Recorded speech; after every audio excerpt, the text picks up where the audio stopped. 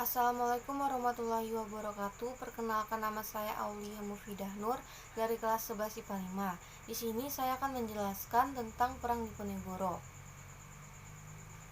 Perang Diponegoro adalah perang yang berlangsung antara tahun 1825 sampai 1830, termasuk dengan salah satu perlawanan besar yang harus dihadapi Belanda semasa penduduknya di Indonesia.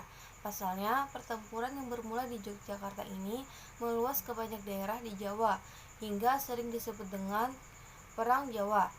Perlawanan Diponegoro terhadap Belanda berkobar setelah Belanda menanam patok-patok jalan di atas makam leluhur Pangeran Diponegoro. Namun sebelum insiden tersebut, Belanda juga telah melakukan serangkaian aksi yang memicu kemarahan Pangeran Diponegoro.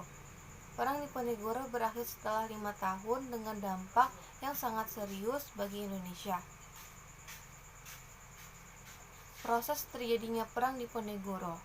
Perang Diponegoro meletus pada tanggal 20 bulan Juli tahun 1825 ketika pasukan Belanda datang ke Tegalrejo untuk menangkap Pangeran Diponegoro. Meski sempat mendapatkan perlawanan dari pendukung Pangeran Diponegoro, Belanda berhasil membumi hanguskan Tegalrejo. Sementara itu, Pangeran Diponegoro berhasil menyingkir ke desa Selarong, di mana ia menyusun strategi perang.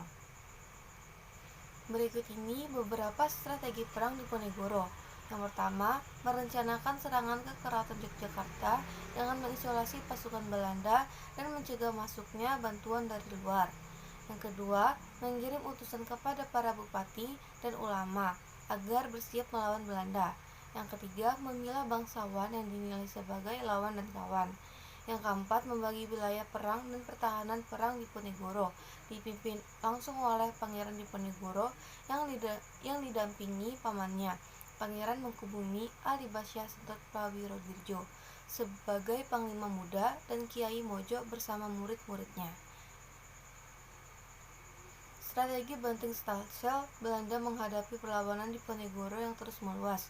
Jenderal de Kock sebagai pemimpin perang Belanda memutuskan untuk mengubah strategi, yaitu dengan sistem benteng stelsel.